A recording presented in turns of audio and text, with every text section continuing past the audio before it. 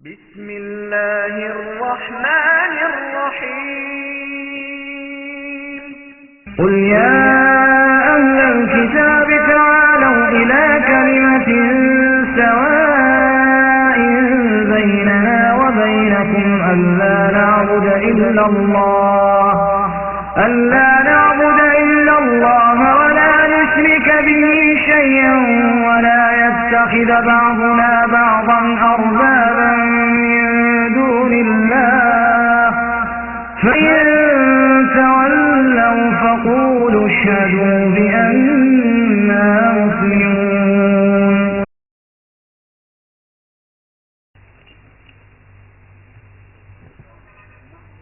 السلام عليكم ورحمة الله وبركاته.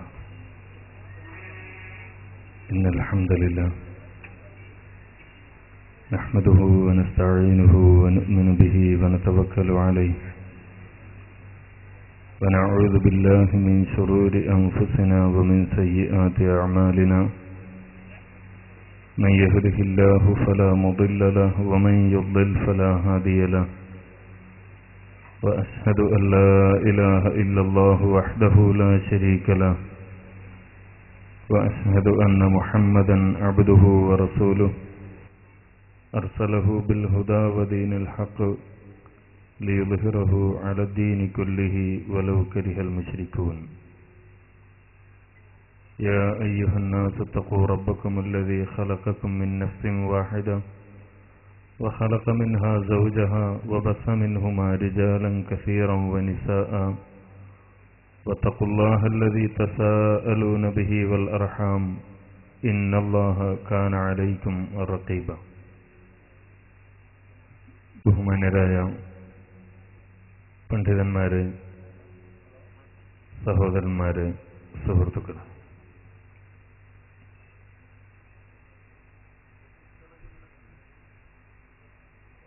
നാം ജീവിക്കുന്ന ഇന്ത്യ മഹാരാജ്യം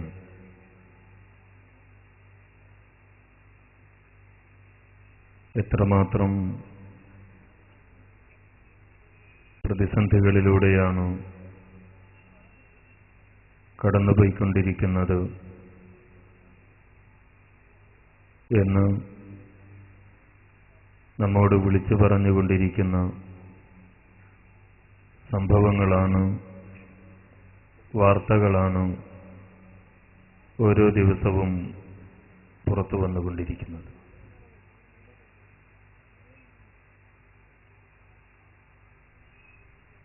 ഒരു സമയത്ത് നേരത്തെ ഇവിടെ സൂചിപ്പിക്കപ്പെട്ട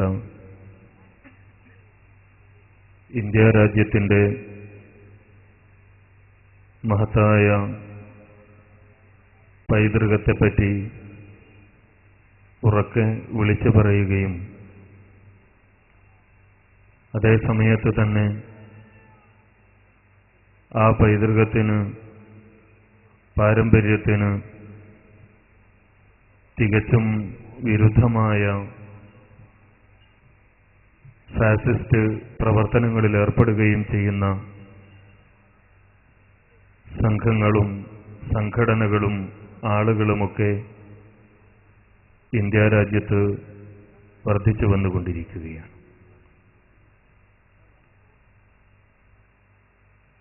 ഈ രാജ്യത്തിൻ്റെ ഐക്യത്തിനും അഖണ്ഡതക്കും ഇവിടെ ജീവിക്കുന്ന വ്യത്യസ്തരായ മതവിശ്വാസികൾ ഈ രാജ്യത്തിൻ്റെ തികച്ചും വ്യത്യസ്തമായ ഭൂപ്രദേശങ്ങളിൽ ജീവിക്കുന്നവർ, അവർ പരസ്പരം വെച്ചുപുലർത്തുന്ന സ്നേഹത്തിനും സൗഹൃദത്തിനും വിരുദ്ധമായി ഫാസിസം രംഗത്ത് വരുന്നു എന്നത് ഒരു പുതിയ കാര്യമല്ല എന്ന് നമുക്കെല്ലാവർക്കും അറിയാം. 1990കളിൽ കേരളത്തിലുണ്ടായ ഒരു സംഭവം നിങ്ങൾക്കെല്ലാവർക്കും ഓർമ്മയുണ്ടാകും. ഹിന്ദുമത സമൂഹം പുണ്യദിവസമായി പരിഗണിച്ചുകൊണ്ട് ആ സമൂഹത്തിലെ പിഞ്ചുകുട്ടികളെ രംഗത്തിറക്കി ആഘോഷപൂർവം കൊണ്ടാടുന്ന ശ്രീകൃഷ്ണ ജയന്തിയുടെ ഏതാനും ദിവസങ്ങൾക്ക് മുമ്പ്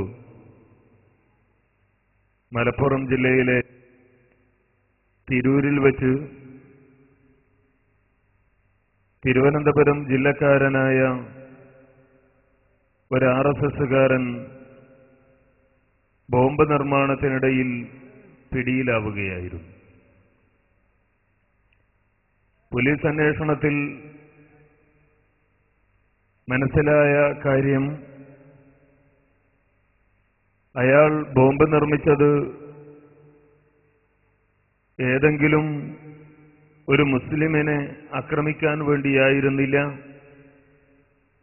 ഏതെങ്കിലും ഒരു മുസ്ലിം പള്ളി തകർക്കാൻ വേണ്ടിയായിരുന്നില്ല, മുസ്ലിങ്ങളുടെ ഏതെങ്കിലും ഒരു പൊതുയോഗ സ്ഥലത്തേക്ക് വലിച്ചെറിയാൻ വേണ്ടിയായിരുന്നില്ല. മറിച്ച് ശ്രീകൃഷ്ണന്റെയും രാധയുടെയും വേഷം കെട്ടി സന്തോഷപൂർവ്വം തെരുവിലൂടെ നടന്നു നീങ്ങുന്ന ഹിന്ദു മത സമൂഹത്തിൽപ്പെട്ട പാവപ്പെട്ട പിഞ്ചു കുട്ടികൾക്ക് നേരെ വലിച്ചെറിയുവാനും അതുവഴി കേരളീയ സമൂഹത്തിൽ ഒരിക്കലും നിലക്കാത്ത വർഗീയ കലാപത്തിന് തിരികൊളുത്തുവാനുമായിരുന്നു ബോംബ് നിർമ്മിച്ചത് എന്ന് പോലീസ് അന്വേഷണത്തിൽ അന്ന് വ്യക്തമാവുകയുണ്ടായി. ഇത് ഫാസിസത്തിന്റെ സ്വഭാവമാണ്. ഫാസിസത്തെ സംബന്ധിച്ചിടത്തോളം മതമോ ജാതിയോ രാജ്യമോ രാജ്യത്തിന്റെ പുരോഗതിയോ സ്നേഹമോ ഐക്യമോ അല്ല വിഷയം. മറിച്ച് ഏത് പ്രദേശത്താണോ ഫാസിസം വളർന്നുകൊണ്ടിരിക്കുന്നത്, ഏത് പ്രദേശത്താണോ ഫാസിസം നിലനിൽപ്പ് ആഗ്രഹിച്ചുകൊണ്ടിരിക്കുന്നത്, ആ പ്രദേശത്ത് നിരന്തരമായി അസ്വസ്ഥതകൾ ഉണ്ടായിക്കൊണ്ടിരിക്കുക, അവിടെയുള്ള ആളുകളുടെ മനസ്സിൽ ശത്രുത വർദ്ധിച്ചുകൊണ്ടിരിക്കുക, അവിടെ നിരന്തരം കലാപങ്ങളും സംഘർഷങ്ങളും ഉണ്ടായിക്കൊണ്ടിരിക്കുക എന്നതാണ് ഫാസിസം എന്നും തങ്ങളുടെ മുന്നിൽ കാണുന്ന ഏക ലക്ഷ്യം എന്ന് നാം മനസ്സിലാക്കേണ്ടതുണ്ട്. ഇന്ത്യ രാജ്യത്തിന്റെ ഫാസിസ്റ്റുകളുടെ വളർച്ചയുടെ ചരിത്രം യഥാർത്ഥത്തിൽ ബ്രിട്ടീഷുകാരുടെ ഇന്ത്യയിലേക്കുള്ള വരവുമായി ബന്ധപ്പെട്ടുകൊണ്ടാണ്.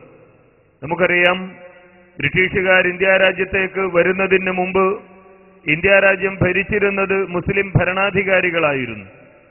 ഏത് രാജ്യത്തേക്കും ഏത് രാജാക്കന്മാരും ഭരണാധികാരികളായി കടന്നു വരുമ്പോഴുണ്ടാകുന്ന പ്രത്യാഘാതങ്ങൾ ഇന്ത്യ രാജ്യത്തേക്ക് മുഗളന്മാർ കടന്നു വന്നപ്പോഴും ഉണ്ടായിരുന്നു എന്ന് നമുക്കറിയാം. ഈ രാജ്യത്തേക്ക് മുഗൾ ഭരണാധികാരിയായി ബാബർ കടന്നു വരാനുള്ള കാരണം ബാബർ ഒരു അതിക്രമിയായി കടന്നു വന്നതായിരുന്നില്ല യഥാർത്ഥത്തിൽ. മറിച്ച് ചാവട്ടത്തിലുള്ള നാട്ടുരാജ്യങ്ങൾ ഉണ്ടാക്കി പരസ്പരം പോരടിച്ചുകൊണ്ടിരുന്ന ഈ രാജ്യത്തെ നാട്ടുരാജാക്കന്മാർ, രജപുത്രന്മാരടക്കമുള്ള ഇവിടത്തെ നാട്ടുരാജാക്കന്മാർ തങ്ങളുടെ ശത്രുക്കളായ ഇന്ത്യ രാജ്യത്തെ തന്നെ രാജാക്കന്മാരോട് പക തീർക്കുവാനും അവരെ അടിച്ചമർത്തുവാനും വേണ്ടി വിളിച്ചു വരുത്തിയതായിരുന്നു യഥാർത്ഥത്തിൽ ബാബറിന്. ബാബർ ഇന്ത്യ രാജ്യത്ത് കടന്നു വന്നു. മുഗളന്മാരുടെ ആധിപത്യം ഇന്ത്യയിൽ നിലവിൽ വന്നു. സ്വാഭാവികമായും ഈ രാജ്യത്ത് ഒരു സമൂഹത്തെ അടക്കി ഭരിക്കാൻ ആവശ്യമായ തന്ത്രങ്ങൾ, അതിനാവശ്യമായ ഭീകരതകൾ, അതിനാവശ്യമായ നയങ്ങൾ പലപ്പോഴും മുഗൾ ഭരണാധികാരികൾ നടപ്പിലാക്കിയിരുന്നു എന്നത് ചരിത്രത്തിൽ അറിയപ്പെടുന്ന വസ്തുതയാണ്. അത് ഏതെങ്കിലും ഒരു മതവിഭാഗത്തോടുള്ള ശത്രുത കൊണ്ടായിരുന്നില്ല, ഏതെങ്കിലും ഒരു പ്രത്യേക ജനവിഭാഗത്തോടുള്ള ശത്രുത കൊണ്ടായിരുന്നില്ല. മുഗളന്മാരുടെ അക്രമത്തിന് വിധേയരായവരിൽ മുസ്ലിങ്ങളുണ്ട്, ഹിന്ദുക്കളുണ്ട്, ഈ രാജ്യത്ത് ജീവിച്ച എല്ലാ തരത്തിലുള്ള ജനങ്ങളുമുണ്ട്. മുഗളരെ സംബന്ധിച്ചിടത്തോളം മുഹമ്മദ് മുസ്തഫ സല്ലല്ലാഹു അലൈഹി വസല്ലമ പഠിപ്പിച്ച, വിശുദ്ധ ഖുർആൻ ഉദ്ഘോഷിക്കുന്ന ഒരു ഉത്തമമായ ഇസ്ലാമിക രാജ്യം സ്ഥാപിക്കാൻ വേണ്ടിയല്ല ഈ രാജ്യത്തേക്ക് മുഗളന്മാർ കടന്നു വന്നത്. സ്വാഭാവികമായും ബ്രിട്ടീഷുകാർ തുടർന്ന് ഇന്ത്യയിലേക്ക് കടന്നു വന്നു. ഈ രാജ്യത്തവർ കാണുന്നത് മുഗളന്മാർ ഭരിക്കുകയും ആ ഭരണത്തിന് കീഴിൽ സ്നേഹത്തോടുകൂടി ജീവിച്ചുകൊണ്ടിരിക്കുകയും ചെയ്യുന്ന ഭൂരിപക്ഷം ജനങ്ങളെയാണ്. ചില ആളുകൾക്ക് എതിർപ്പുകളുണ്ട്, ഭരണം നഷ്ടപ്പെട്ടവർക്ക് അസ്വസ്ഥതകളുണ്ട്, ഈ ഭരണത്തിന്റെ പേരിൽ പ്രയാസങ്ങൾ അനുഭവിക്കേണ്ടി വന്ന ആളുകളുടെ മനസ്സിൽ പകയുണ്ട്. എങ്കിൽ പോലും ഈ രാജ്യത്തെ ഭൂരിപക്ഷം ജനങ്ങളും മുഗൾ ഭരണാധികാരികൾക്ക് കീഴിൽ സ്നേഹത്തോടെ ഐക്യത്തോടെ ജീവിക്കുകയും മുഗളർ രാജാവാണ് ഭരിക്കുന്നതെങ്കിൽ പ്രധാനമന്ത്രിയായി ഹിന്ദുവുണ്ട്, അതിൽ ബ്രാഹ്മണനുണ്ട്, അതേപോലെ ക്ഷത്രിയന്മാരുണ്ട്. ഈ രാജ്യത്തെ വിവിധ തരത്തിലുള്ള ജനവിഭാഗങ്ങൾ ഒന്നിച്ചു നിന്നുകൊണ്ട് ഈ രാജ്യത്തെ ഒരു അഖണ്ഡ ഭാരതമായി മുന്നോട്ടേക്ക് കൊണ്ടുപോകുന്ന അവസ്ഥയാണ് ഇവിടെ ബ്രിട്ടീഷുകാർക്ക് കാണാൻ കഴിയുന്നത്. സ്വാഭാവികമായും ഇത്തരമൊരു ഐക്യം നിലനിൽക്കുമ്പോൾ, ഈ രാജ്യത്തെ ജനവിഭാഗങ്ങൾക്കിടയിൽ ഇത്തരമൊരു സ്നേഹം നിലനിൽക്കുമ്പോൾ ഈ രാജ്യത്തെ തകർക്കാൻ കഴിയില്ല എന്ന് മനസ്സിലാക്കിയ ബ്രിട്ടീഷുകാരാണ് നാമൊക്കെ പഠിക്കുകയും മനസ്സിലാക്കുകയും ചെയ്ത ഭിന്നിപ്പിച്ച് ഭരിക്കുക എന്ന തന്ത്രം ആവിഷ്കരിച്ചുകൊണ്ട് ഈ രാജ്യത്തെ ഹിന്ദുവിന്റെയും മുസ്ലിമിന്റെയും മനസ്സിൽ വെറുപ്പിന്റെയും വിദ്വേഷത്തിന്റെയും പക നിറക്കുന്നത്. അതിനുവേണ്ടി ചരിത്രങ്ങൾ നിർമ്മിക്കപ്പെട്ടു, അതിനുവേണ്ടി ഗ്രന്ഥങ്ങൾ രചിക്കപ്പെട്ടു, അത് ഈ രാജ്യത്തെ പ്രചരിപ്പിക്കാൻ വേണ്ടിയുള്ള മിഷനറികൾ ഉപയോഗിക്കപ്പെട്ടു.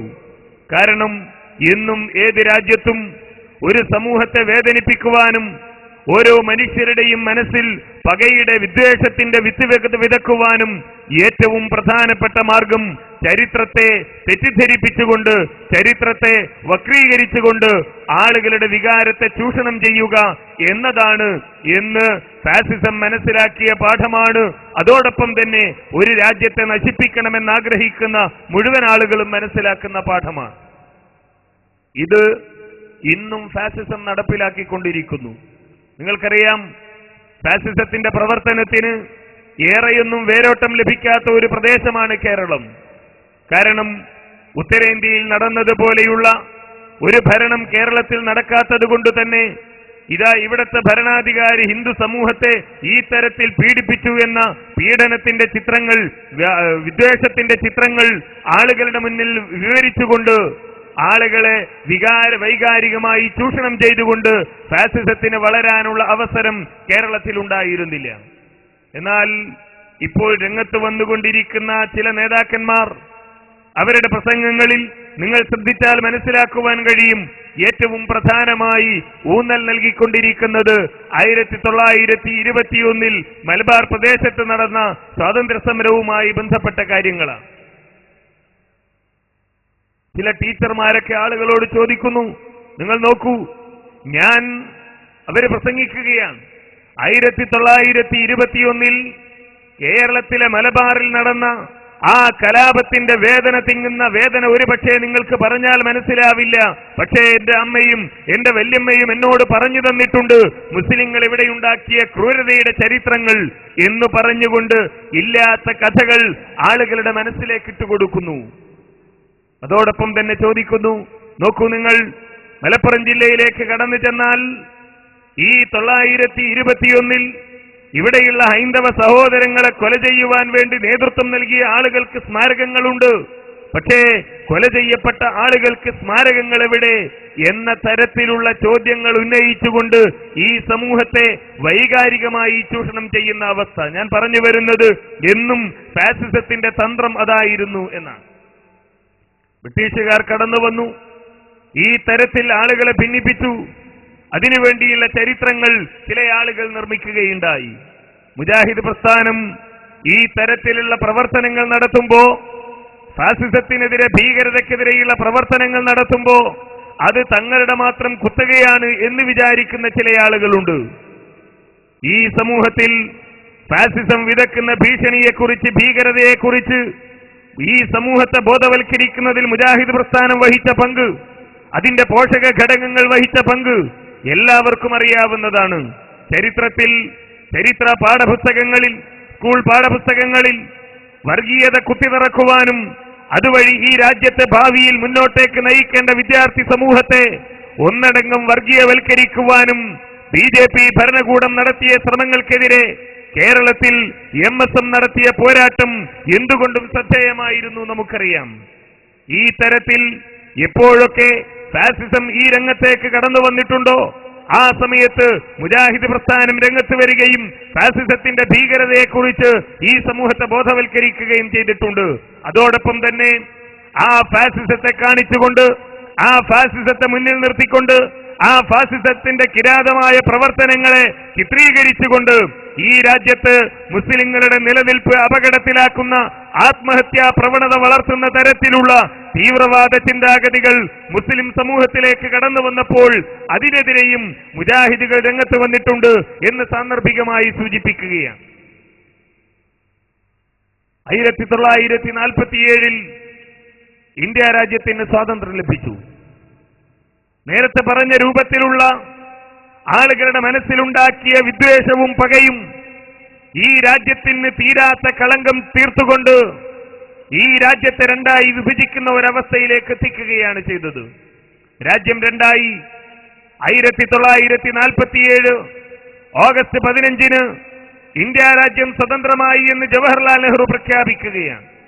നമുക്കറിയാം, നേരത്തെ ഇവിടെ സൂചിപ്പിച്ച നവഖാലി, പശ്ചിമ ബംഗാളിലെ നവഖാലി എന്ന പ്രദേശത്ത് അന്ന് ഈ വിഭജനാനന്തരം ഇന്ത്യ രാജ്യത്ത് ഏതാണ്ട് 2 ലക്ഷത്തോളം ആളുകൾ ഒരു ദിവസം കൊണ്ട് നവഖാലി എന്ന ഗ്രാമത്തിൽ നിന്ന് ഉന്മൂലനം ചെയ്യപ്പെടുകയായിരുന്നു. ഇന്ത്യ രാജ്യം സ്വതന്ത്രമായി എന്ന്, ഇന്ത്യ രാജ്യം ബ്രിട്ടീഷുകാരുടെ കയ്യിൽ നിന്ന് സ്വാതന്ത്ര്യം പ്രാപിച്ചു എന്ന് ഇന്ത്യ രാജ്യത്തിന്റെ ആദ്യത്തെ പ്രധാനമന്ത്രിയായ ജവഹർലാൽ നെഹ്റു അങ്ങ് ഡൽഹിയിൽ പ്രഖ്യാപിക്കുമ്പോൾ ആ പ്രഖ്യാപനത്തിനരികിൽ നിൽക്കാൻ ഇന്ത്യ രാജ്യത്തിന്റെ സ്വാതന്ത്ര്യ സമര ചരിത്രത്തിലെ നായകനെന്ന് പിന്നീട് രാഷ്ട്രപിതാവായി അറിയപ്പെടുന്ന മഹാത്മാഗാന്ധി ഉണ്ടായിരുന്നില്ല എന്ന സത്യം നമുക്കറിയാം. അന്ന് ഡൽഹിയിൽ ഗാന്ധി ഉണ്ടായിരുന്നില്ല. ഗാന്ധി ഇവിടെ നവഖാലിയിൽ ഉന്മൂലനം ചെയ്യപ്പെടുന്ന ഈ രാജ്യത്ത് വിഭജിക്കപ്പെട്ടു എന്നതിന്റെ പേരിൽ നിങ്ങൾക്കിവിടെ ജീവിക്കാൻ അവകാശമില്ലെന്നും ഒന്നുകിൽ നിങ്ങൾ പാകിസ്ഥാനിലേക്ക് പോകണം, അല്ലെങ്കിൽ നിങ്ങൾ ഇവിടെ കൊല്ലപ്പെടണമെന്ന സിദ്ധാന്തവും തത്വവുമായി നവഖാലിയിലെ ഗ്രാമങ്ങളിൽ ആഞ്ഞടിച്ചുകൊണ്ടിരുന്ന ഫാസിസ്റ്റ് ദുർബോധങ്ങളെ തന്റെ മെലിഞ്ഞ കൈകൾ കൊണ്ട് തടയാൻ കഴിയുമെങ്കിൽ അതാണ് ഈ രാജ്യത്തിന് ആവശ്യമെന്ന് മനസ്സിലാക്കിക്കൊണ്ട് അന്ന് ഗാന്ധി നവഖാലിയിലായിരുന്നു ഉണ്ടായിരുന്നത്. സ്വാതന്ത്ര്യം കിട്ടി 60 വർഷങ്ങളിലധികം പിന്നിട്ടു ഇന്ത്യ രാജ്യം. എന്തായിരുന്നു 1947 ഓഗസ്റ്റ് മാസത്തിൽ നവഖാലിയിൽ നടന്നത് എന്നറിയാൻ ഈ രാജ്യത്തെ ജനങ്ങൾക്ക് കഴിഞ്ഞിട്ടില്ല. ഗാന്ധിജി വധിക്കപ്പെടുന്നതിന്റെ ഏക കാരണം അതുമാത്രമായിരുന്നു. നാഥുറാം ഗോഡ്സെ ഗാന്ധിജിയെ കൊല ചെയ്യാനുള്ള ഏറ്റവും പ്രധാനപ്പെട്ട കാരണം അതുമാത്രമായിരുന്നു. ഈ രാജ്യത്തിന് ദുഃഖകരമായ അനുഭവങ്ങൾ പ്രദാനം ചെയ്തുകൊണ്ട് വിഭജനം സംഭവിച്ചു കഴിഞ്ഞു. പക്ഷേ ആ വിഭജനത്തിന് തുടർച്ചയായി ഈ രാജ്യത്ത് ജീവിക്കണമെന്നാഗ്രഹിക്കുന്ന ഇവിടത്തെ മുസ്ലിങ്ങളെ ആട്ടിയോടിക്കാൻ പാടില്ലെന്നും, ആരാണോ പാകിസ്ഥാനിലേക്ക് പോകാൻ ആഗ്രഹിക്കുന്നത് അവർ പോകട്ടെ, ആരാണോ പാകിസ്ഥാനിൽ നിങ്ങോട്ടേക്ക് വരാൻ ആഗ്രഹിക്കുന്നത് അവർ വരട്ടെ, ആരാണോ ഇന്ത്യയിലും പാകിസ്ഥാനിലും തന്നെ തുടർന്ന് ജീവിക്കാൻ ആഗ്രഹിക്കുന്നത് അവരവിടെ ജീവിക്കട്ടെ എന്നതായിരുന്നു ഗാന്ധിജിയുടെയും അതേപോലെയുള്ള നേതാക്കന്മാരുടെയും നയം. പക്ഷേ ഫാസിസ്റ്റുകൾക്ക് അത് ഉൾക്കൊള്ളാൻ കഴിഞ്ഞില്ല. ആ വിദ്വേഷം മനസ്സിൽ കാത്തു സൂക്ഷിച്ചുകൊണ്ടാണ് ഒരുപക്ഷെ കേരളീയരായ നമുക്ക് അനുഭവപ്പെടുന്നതല്ലെങ്കിൽ പോലും വിഭജനത്തിന്റെ തുടർച്ചയായി ഉത്തരേന്ത്യയുടെ വിവിധ പ്രദേശങ്ങളിൽ നിരന്തരമായ മുസ്ലിം കൂട്ടക്കൊലകളും ഉന്മൂലനങ്ങളും വർഗീയ കലാപങ്ങൾ എന്ന പേരിൽ നടമാടിയത്. 1947 ശേഷം ഇന്ത്യ രാജ്യത്തിന്റെ വിവിധ പ്രദേശങ്ങളിൽ നടന്ന ആക്രമങ്ങൾ ഒരുപക്ഷെ ഈ സമയത്ത് അത് മുസ്ലിങ്ങളുടെ പേരിലാക്കി, മുസ്ലിങ്ങളെ മുന്നിൽ നിർത്തിക്കൊണ്ട് മുസ്ലിങ്ങളുടെ പേരിൽ ഇത്തരം ആരോപണങ്ങൾ കെട്ടിച്ചമച്ചുകൊണ്ട് നടത്തുന്നതാണെങ്കിൽ 1947 തുടർച്ചയായി ഇന്ത്യ രാജ്യത്ത് നടന്ന കലാപങ്ങൾ അങ്ങനെയായിരുന്നില്ല. ഒരുപക്ഷെ ഇന്ത്യയിലെ പല സംസ്ഥാനങ്ങളുടെയും പല പ്രദേശങ്ങളുടെയും പേരുകൾ ആളുകൾ മനസ്സിലാക്കിയത് തന്നെ ഇത്തരം കലാപങ്ങളുടെ പേരിലായിരുന്നു. ഈ കലാപങ്ങൾക്ക് പിന്നിൽ മറ്റൊരു അജണ്ട കൂടിയുണ്ടായിരുന്നു. പലപ്പോഴും നിരന്തരമായി കലാപങ്ങൾ ഉണ്ടാകുന്ന പ്രദേശങ്ങൾ, അലീഗറിൽ നിരന്തരമായി സംഘർഷങ്ങൾ ഉണ്ടായി. കാരണം അലീഗറിലെ പൂട്ടുവ്യവസായ മുസ്ലിങ്ങളുടെ കുത്തകയായിരുന്നു. സാമ്പത്തികമായി ഈ പൂട്ടുവ്യവസായത്തിലൂടെ മുസ്ലിങ്ങൾ പുരോഗതി നേടാൻ പാടില്ല എന്നതുകൊണ്ട് തന്നെ അത്തരം കേന്ദ്രങ്ങൾ കേന്ദ്രീകരിച്ചുകൊണ്ട്, അത്തരം പ്രദേശങ്ങൾ കേന്ദ്രീകരിച്ചുകൊണ്ട് നിരന്തരമായി ഇടവേളകളിൽ കലാപങ്ങൾ ആവർത്തിക്കപ്പെട്ടു. മീററ്റിൽ, ഭീവണ്ടിയിൽ, മൊറാദാബാദിൽ, ആസാമിലെ നെല്ലിയിൽ എന്നിങ്ങനെ തുടങ്ങി ഇന്ത്യ രാജ്യത്തെ വിവിധ പ്രദേശങ്ങളിൽ ഫാസിസം കലാപങ്ങളും മുസ്ലിം കൂട്ടക്കൊലകളും ആസൂത്രണം ചെയ്യുകയായിരുന്നു. പിന്നീട് നാം കാണുന്നത് ആഗോളതലത്തിൽ മുസ്ലിങ്ങൾക്കെതിരെ നടന്നുവരുന്ന ഒരു ഗൂഢാലോചന. ഈ ഗൂഢാലോചനയും അതുമായി ബന്ധപ്പെട്ടുള്ള പ്രവർത്തനങ്ങളും ആവിഷ്കരിക്കപ്പെടുന്നത് വരെ ഈ പറഞ്ഞ രൂപത്തിലായിരുന്നു ഇന്ത്യ രാജ്യത്ത് ഫാസിസം പ്രവർത്തിച്ചിരുന്നത്. പല തലങ്ങളിൽ കേവലം ഇത്തരം കലാപങ്ങളിൽ മാത്രമായിരുന്നില്ല, ബൗദ്ധികമായി മുസ്ലിങ്ങളെ തകർക്കുവാൻ, അതോടൊപ്പം തന്നെ മിലിറ്ററിയിലും അതേപോലെ ഉന്നത രംഗങ്ങളിലും ഇത്തരം ചിന്താഗതികളുള്ള ആളുകളെ മാത്രം സ്ഥാപിക്കുവാൻ ഉള്ള ശ്രമങ്ങൾ നടക്കുകയുണ്ടായി. ഒരു കാലത്ത്, നമ്മുടെ ഈ അടുത്ത കാലത്ത്, പട്ടാളത്തിൽ വിവാദ പുരുഷനായിരുന്നു വിഷ്ണു ഭഗവത്. വിഷ്ണു ഭഗവത് അദ്ദേഹത്തിന്റെ ജീവചരിത്രത്തിൽ എഴുതിയ ഒരു സംഭവമുണ്ട്. അദ്ദേഹവും കേണൽ കരിയപ്പയും ഇന്ത്യൻ പട്ടാളത്തിന് നേതൃത്വം നൽകിക്കൊണ്ടിരുന്ന സമയം സാധാരണയായി ജനുവരി 26-ന് റിപ്പബ്ലിക് ദിന പരേഡ് നടക്കാറുണ്ട് ഡൽഹിയിൽ. ഈ റിപ്പബ്ലിക് ദിന പരേഡ് പൊതുജനങ്ങൾക്ക് കാണാൻ വേണ്ടി സൗകര്യമൊരുക്കുന്നതിന് മുമ്പ് ജനുവരി 26-ന് മുമ്പായി വിശിഷ്ടാതിഥികളെ വിളിച്ചുകൊണ്ട്, ഇന്ത്യയിലെ പ്രധാനപ്പെട്ട വ്യക്തിത്വങ്ങളെ വിളിച്ചുകൊണ്ട് രഹസ്യമായി ഈ റിപ്പബ്ലിക് ദിന പരേഡ് പ്രദർശിപ്പിക്കുന്ന ഒരു സമ്പ്രദായം ഇന്ത്യ രാജ്യത്ത് നിലവിലുണ്ട്. വിഷ്ണു ഭഗവത് പറയുന്നു, അന്ന് BJP-യാണ് ഇന്ത്യ രാജ്യം ഭരിക്കുന്നത്.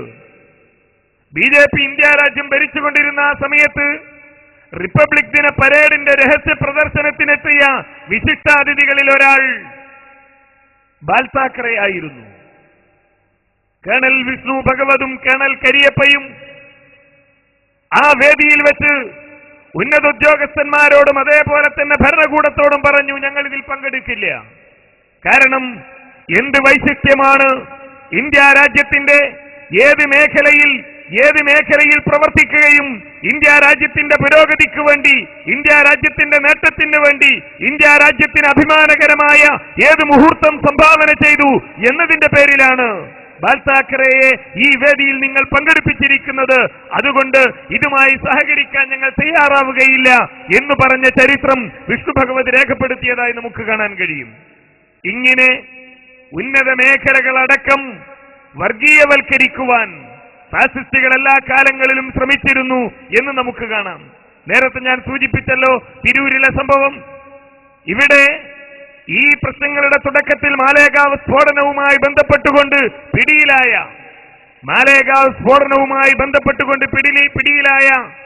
പ്രജ്ഞാ സിംഗ് താക്കൂറിന്റെ അനുയായിയായ കേണൽ ശ്രീകാന്ത് പുരോഹിത്, ആ കേണൽ ശ്രീകാന്ത് പുരോഹിത് അദ്ദേഹത്തിന്റെ പേരിലുണ്ടായ ഒരു ആരോപണം കൂടിയുണ്ടായിരുന്നു ആ സമയത്ത്. ഇന്ന് RSSന്റെ നേതാവായ മോഹൻ ഭഗവത്, RSSന്റെ അഖിലേന്ത്യാ ജനറൽ സെക്രട്ടറിയായ മോഹൻ ഭഗവതിനെ വധിക്കാൻ വേണ്ടി ഇന്ദ്രയേഷ് കുമാർ എന്ന RSS നേതാവിൽ നിന്ന് 1 ലക്ഷം രൂപ കേണൽ പുരോഹിത് സ്വീകരിച്ചു അഡ്വാൻസായി എന്ന. രണ്ടുപേരും RSSകാരാണ്. വധിക്കാൻ വേണ്ടി അഡ്വാൻസ് വാങ്ങിയതും ഒരു ഹിന്ദു ഭീകരവാദി തന്നെയാണ്. പക്ഷേ എന്തായിരുന്നു കാര്യം? മോഹൻ ഭഗവത് അക്കാലത്ത് ഒരു മിതവാദിയായിരുന്നു എന്നതുകൊണ്ടാണ് അദ്ദേഹത്തെ വധിക്കാൻ തീരുമാനിച്ചത്. കർക്കരയുടെ അന്വേഷണ റിപ്പോർട്ടിൽ ഈ കാര്യം കൂടി സൂചിപ്പിക്കപ്പെട്ടിരുന്നു. അന്ന് മോഹൻ ഭഗവതിനെ വധിക്കാൻ വേണ്ടി കേണൽ പുരോഹിത് ഇന്ദ്രയേഷ് കുമാർ എന്ന RSS നേതാവിൽ നിന്ന് പണം സ്വീകരിച്ചിട്ടുണ്ട് എന്ന് കൊടുത്ത ഇന്ദ്രയേഷ് കുമാർ പറഞ്ഞു, കിട്ടിയ കേണൽ പുരോഹിതും പറഞ്ഞു എന്ന് അദ്ദേഹം റിപ്പോർട്ട് ചെയ്യുകയുണ്ടായി. ആ സമയത്ത് മാലേഗാവ് സ്ഫോടനവുമായി, അതേപോലെ സംജോത എക്സ്പ്രസ്, മക്ക മസ്ജിദ് തുടങ്ങിയ സ്ഫോടന സംഭവങ്ങളുമായി ബന്ധപ്പെട്ടുകൊണ്ടാണ് ഇപ്പോൾ വിവാദങ്ങൾ ഉണ്ടായിക്കൊണ്ടിരിക്കുന്നത്. നിങ്ങൾ ആലോചിച്ചു നോക്കണം, ഈ രാജ്യത്ത് ഞാൻ നേരത്തെ പറഞ്ഞ രൂപത്തിൽ ഇന്ത്യ രാജ്യത്തിന് പുറത്ത് മുസ്ലിങ്ങൾ മുഴുവൻ തീവ്രവാദികളാണ് എന്ന് വരുത്തി തീർക്കാനുള്ള ഒരു ശ്രമം, മുസ്ലിങ്ങളെ മൊത്തത്തിൽ ആക്ഷേപിക്കുവാനും മുസ്ലിങ്ങൾ മുഴുവൻ ഭീകരവാദികളാണ് എന്ന് വരുത്തി തീർക്കുവാനുമുള്ള ശ്രമം സിയോണിസ്റ്റ് കേന്ദ്രങ്ങൾ കേന്ദ്രീകരിച്ചുകൊണ്ട് ആരംഭിക്കുകയുണ്ടായി. എന്തുകൊണ്ട് ഇതുണ്ടായി എന്ന് ചോദിച്ചാൽ ഉത്തരം വളരെ ലളിതമായിരുന്നു. നമുക്കറിയാം, ആ കാലത്ത് ഏറ്റവും പ്രധാനമായി ഇതിന്റെയൊക്കെ കേന്ദ്രമായി വിശേഷിപ്പിക്കപ്പെട്ടത് സൗദി അറേബ്യ ആയിരുന്നു. എന്തുകൊണ്ട് സൗദി അറേബ്യയെ എതിരാളിയാക്കിയ ആളുകൾ, എന്തുകൊണ്ട് സൗദി അറേബ്യയാണ് തീവ്രവാദത്തിന്റെ കേന്ദ്രമെന്ന്, അതോടൊപ്പം തന്നെ സലഫികളാണ് തീവ്രവാദവും ഭീകരവാദവും പ്രചരിപ്പിക്കുന്നത് എന്ന ആരോപണമുയർന്നു. വഹാബികളാണ് തീവ്രവാദത്തിന്റെ പിന്നിലെന്ന് പറയാൻ, അത് പ്രചരിപ്പിക്കാൻ, അത് ഏറ്റുപറയാൻ ഒരുപാട് ആളുകൾ നമ്മുടെ രാജ്യത്തുണ്ടായി. മുജാഹിദുകളോടുള്ള അന്ധമായ വിരോധം മനസ്സിൽ വെച്ച് സൂക്ഷിക്കുന്ന ആളുകൾ, ഇത്തരം പരിപാടികൾ അത്തരം ആളുകളുടെ മനസ്സിൽ അസ്വസ്ഥത നിറച്ചുകൊണ്ടിരിക്കുന്നു. ഏതുവരെ എത്തിയെന്ന് ചോദിച്ചാൽ നിങ്ങൾക്കറിയാം, മുജാഹിദുകൾ കോട്ടക്കൽ സമ്മേളനം നടത്തി. ആ സമ്മേളനത്തിന്റെ പ്രമേയം അറിവ് സമാധാനത്തിന് എന്നതായിരുന്നു. പക്ഷേ ഈ രാജ്യത്ത് എല്ലാവരും പ്രമേയങ്ങൾ തീരുമാനിക്കുന്നതും എല്ലാവരും സമ്മേളനങ്ങൾ നടത്തുന്നതും തങ്ങളുടെ നിർദ്ദേശങ്ങൾ അനുസരിച്ച് മാത്രമായിരിക്കണമെന്ന് വിചാരിക്കുന്ന ചില കൂപമണ്ഡൂകങ്ങൾ ഹിറാ സെന്ററിൽ ഇരുന്ന് വിലയിരുത്തുന്നു. ആ പ്രമേയം പഴഞ്ചനായിപ്പോയി. പുതിയൊരു സന്ദേശവും നൽകാൻ, പുതിയൊരു ആവേശവും നൽകാൻ, ഈ സമൂഹത്തിന് നൽകാൻ ആ സമ്മേളനം കൊണ്ട് സാധിച്ചില്ല. സമ്മേളനത്തിൽ വന്നിരുന്നത് മുഴുവൻ താടി നരച്ച വൃദ്ധന്മാരായിരുന്നു എന്ന് വിലയിരുത്തുന്നു സമ്മേളനത്തെ വിലയിരുത്തിക്കൊണ്ട്.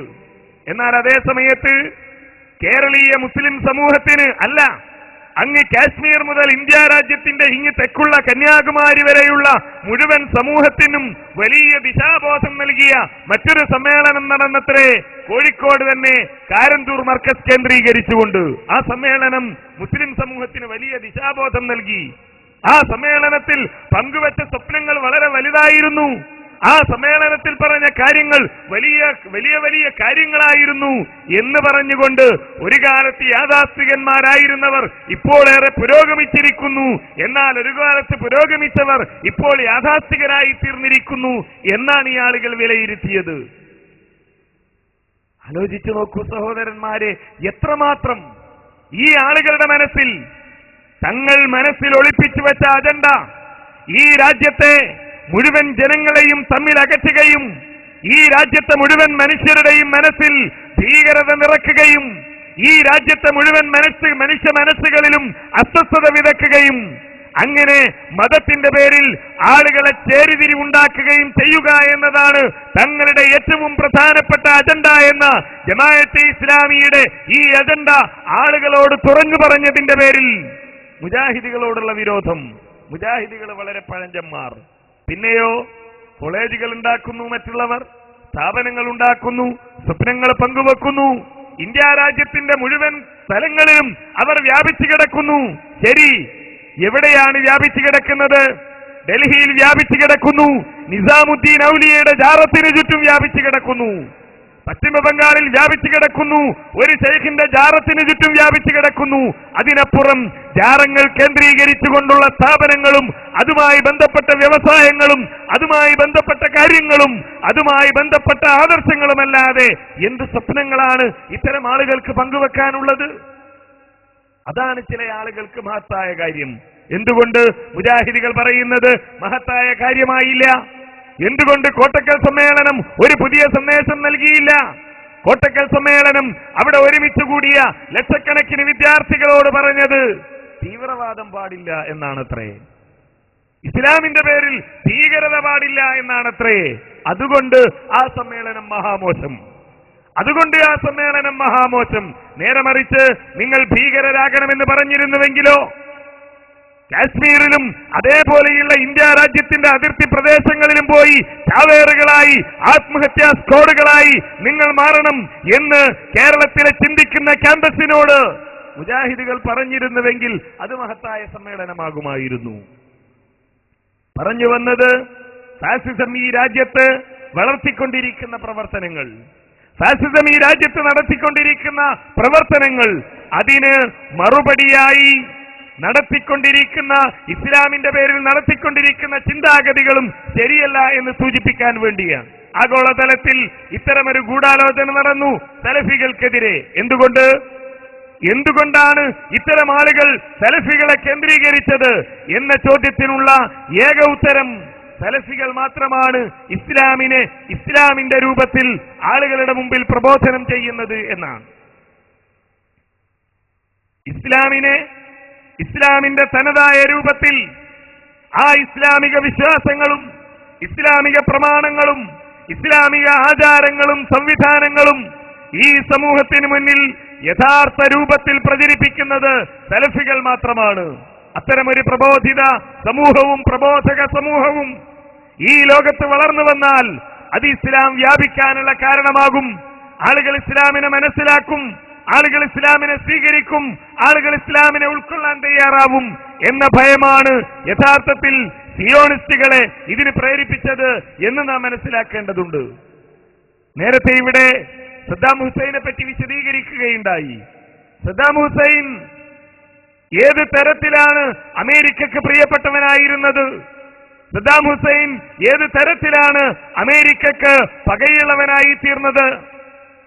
അഫ്ഗാനിസ്ഥാൻ ഏത് തരത്തിലാണ് അമേരിക്കക്ക് ഇഷ്ടമുള്ള രാജ്യമായി തീർന്നത്? അഫ്ഗാനിസ്ഥാൻ ഏത് തരത്തിലാണ് എപ്പോഴാണ് അമേരിക്കക്ക് വിദ്വേഷമുള്ള രാജ്യമായി തീർന്നത്? നാം പരിശോധിക്കേണ്ടതുണ്ട്. ഞാനതാണ് നേരത്തെ സൂചിപ്പിച്ചത്. ഇസ്ലാമിന്റെ ശത്രുക്കളെ സംബന്ധിച്ചിടത്തോളം അഫ്ഗാനായാലും പാകിസ്ഥാനായാലും ഇറാനായാലും ഇറാഖായാലും മറ്റേത് രാജ്യങ്ങളായാലും ആ രാജ്യത്തുള്ള ജനങ്ങളുടെ പുരോഗതി എന്നതിനപ്പുറത്ത്, ആ രാജ്യത്തുള്ള ജനങ്ങളുടെ സമാധാനം എന്നതിനപ്പുറത്ത് ഇസ്ലാമിന്റെ അവശേഷിക്കുന്ന അവസാനത്തെ അടയാളങ്ങളും പറിച്ചു മാറ്റേണ്ടതുണ്ട്. അത് മുഴുവൻ തെറ്റിദ്ധരിപ്പിക്കപ്പെടുന്ന അവസ്ഥയിലേക്ക് മാറ്റേണ്ടതുണ്ട്. ഇസ്ലാമിനെ തെറ്റിദ്ധരിപ്പിക്കുന്ന ഒരവസ്ഥയിലേക്ക് ആളുകൾ വെറുക്കുകയും ആളുകൾ പുച്ഛിക്കുകയും ആളുകൾ അടുക്കാൻ മടിക്കുകയും ചെയ്യുന്ന ഒരാദർശ തലത്തിലേക്ക് ഇസ്ലാമിനെ മാറ്റിയെടുക്കേണ്ടതുണ്ട് എന്ന ചിന്തയാണ് ഇസ്ലാമിന്റെ ശത്രുക്കളെ നയിച്ചുകൊണ്ടിരിക്കുന്നത്. ഇന്ത്യ രാജ്യത്ത് ഫാസിസ്റ്റുകളും ശ്രമിച്ചുകൊണ്ടിരിക്കുന്നത് അതിന് തന്നെയാണ് എന്നതാണ് നാം മനസ്സിലാക്കേണ്ടത്. ഇത് ഒരാഗോള ഗൂഢാലോചനയുടെ ഭാഗമാണ്, ഒരു ചക്രമാണ് യഥാർത്ഥത്തിൽ ഇത്. കാരണം ഇതാ ഇസ്ലാം ഭീകരമാണ് എന്ന് പറയുക. ഒരു കൂട്ടർ രാവിലെ ഉറക്കമുണരുന്നത് മുതൽ തങ്ങളുടെ സ്റ്റേഷനുകൾ, ചാനലുകളുടെ സ്റ്റേഷനുകൾ തുറക്കുന്നത് മുതൽ അത് പൂട്ടുന്നത് വരെ, ഇപ്പോഴാകട്ടെ അടക്കലും പൂട്ടലും ഇല്ലാത്തത് കൊണ്ട് 24 മണിക്കൂറും മുസ്ലിം ഭീകരവാദികളുടെ ചിത്രങ്ങളും ചരിത്രങ്ങളും സംപ്രേഷണം ചെയ്തുകൊണ്ടിരിക്കുന്നു. നിരന്തരമായി ആളുകളുടെ മനസ്സിലേക്ക് ഇതാ മുസ്ലിങ്ങൾ ഭീകരരാണ്, അവർ തീവ്രവാദികളാണ്, ഇന്ന സ്ഥലത്ത് ഇന്നയാൾ അറസ്റ്റ് ചെയ്യപ്പെട്ടിരിക്കുന്നു, ഇന്ന സ്ഫോടനത്തിന് പിന്നിൽ ഇന്നയാളുകളാണ്, ഇന്ന സംഘടനയാണ് എന്ന പേരിലുള്ള പ്രചാരണങ്ങൾ. അതിന് ഇമെയിലുകളുണ്ട്, ആ സംഘടനകൾക്ക് ഓഫീസുകളുണ്ട്, ആ സംഘടനകൾക്ക് നേതാക്കന്മാരുണ്ട്. ഇത്തരത്തിലുള്ള പ്രചാരണങ്ങൾ നടന്നുകൊണ്ടിരിക്കുന്നു. സ്വാഭാവികമായും ഇത് കേൾക്കുന്ന ഒരു വിഭാഗം ആളുകൾ, 2 തരത്തിലാണ് ജനങ്ങൾ ഇതിനെ സമീപിക്കുന്നത്. ഒരു വിഭാഗം ആളുകൾ ഇത് നുണയാണ്, ഈ നുണയിൽ വഞ്ചിതരാകാൻ പാടില്ല എന്നീ സമൂഹത്തെ പഠിപ്പിച്ചുകൊണ്ടിരിക്കുന്നു. വേറെ ചില ആളുകളോ ഇത് നുണയാണ്, ഇത് മുസ്ലിങ്ങളെ നശിപ്പിക്കാനുള്ള ശ്രമമാണ്, അതുകൊണ്ട് അതിനെതിരെ അതേ തലത്തിലുള്ള പ്രതികാര മാർഗങ്ങൾ നാം സ്വീകരിക്കേണ്ടതുണ്ട് എന്ന് പറഞ്ഞുകൊണ്ട് ഒരക്രമി സംഘത്തെ വളർത്തിയെടുക്കാൻ ചില ആളുകൾ ശ്രമിക്കുന്നു.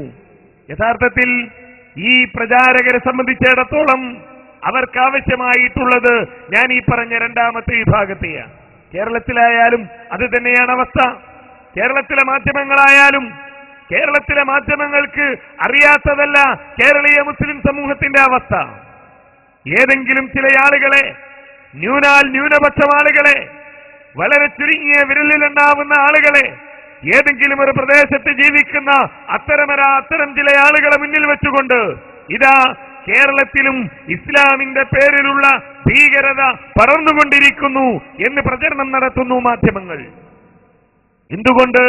ഇവിടെയുള്ള 99.99% ആളുകളും ഇതിനെതിരാണ് എന്ന യാഥാർത്ഥ്യം കാണാൻ മാധ്യമങ്ങൾ തയ്യാറാവുന്നില്ല എന്ന് ചോദിച്ചാൽ അവർക്കാവശ്യം ഈ 99.99 ആളുകളെ 100 എന്നതല്ല, മറിച്ച് ഈ 0.1% എങ്ങനെ 1% അതെങ്ങനെ 10% അത് 50-60 ശതമാനങ്ങളാക്കി മാറ്റുവാനും കഴിയും എന്നാണ് ഈ ആഗോള മാധ്യമ ഭീകരർ ആലോചിച്ചുകൊണ്ടിരിക്കുന്നത്.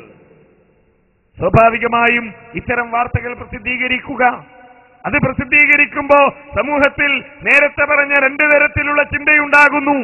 ഒരു വിഭാഗം ആളുകൾ ഇതിനെ അവഗണിക്കണമെന്ന്, ഇതിലുള്ള ചതിക്കുഴി തിരിച്ചറിയണമെന്ന് ഈ സമൂഹത്തോട് പറയുന്നു. വേറൊരു വിഭാഗം ആളുകളോ, നിങ്ങൾ കണ്ടില്ലേ ചില പത്രങ്ങൾ, നിങ്ങൾ കണ്ടില്ലേ ചില മാധ്യമങ്ങൾ, എല്ലാറ്റിനും മുസ്ലിങ്ങളെയാണ് കുറ്റപ്പെടുത്തുന്നത്, എല്ലാറ്റിനും മുസ്ലിങ്ങളെയാണ് ആക്ഷേപിക്കുന്നത്, അതുകൊണ്ട് നമുക്കൊരു സംഘമുണ്ടാക്കണം, നമുക്ക് സംഘടനയുണ്ടാക്കണം, ഇതിനെതിരെ പ്രതികരിക്കണം, അതിനെതിരെ ആലോചന നടത്തണം, അതിനുവേണ്ടിയുള്ള ശ്രമങ്ങൾ നടത്തണം എന്ന പേരിൽ കൂടിച്ചേരുന്നു. ഈ കൂടിച്ചേരുന്ന ആളുകൾ എപ്പോഴും തീവ്രവാദ സംഘങ്ങൾക്ക്, ആ തീവ്രവാദ സംഘടനയിൽ അംഗങ്ങളാകുന്ന ആളുകൾക്ക് പ്രവർത്തിക്കാനുള്ള ആവേശമാണ്. പ്രവർത്തിക്കണം, പ്രവർത്തിക്കാതിരിക്കാൻ അത്തരം ആളുകളെ കൊണ്ട് കഴിയില്ല. സ്വാഭാവികമായും പ്രവർത്തന മേഖലകൾ നിശ്ചയിച്ചു കൊടുക്കുന്നു, കലാപങ്ങൾ ഉണ്ടാകുന്നു, സംഘർഷങ്ങൾ ഉണ്ടാകുന്നു. ഈ കേരളത്തിൽ തന്നെ രൂപീകരിക്കപ്പെട്ട നാഷണൽ ഡിഫൻസ് ഫ്രണ്ട് എന്നും നാഷണൽ ഡെവലപ്മെന്റ് ഫ്രണ്ട് എന്നും അറിയപ്പെടുന്ന NDF, ആ പേര് ആളുകൾ തിരിച്ചറിഞ്ഞു. ഇത് നമ്മുടെ സമൂഹത്തിന് അപകടമുണ്ടാക്കുന്ന സംഘമാണ്. മുസ്ലിം സമുദായത്തിന് ഒരു നേട്ടവും നൽകാൻ ഈ സംഘത്തെ കൊണ്ട് കഴിയില്ല എന്ന് 10 വർഷം കൊണ്ട് ആളുകൾ മനസ്സിലാക്കി. എന്തേ കാരണം?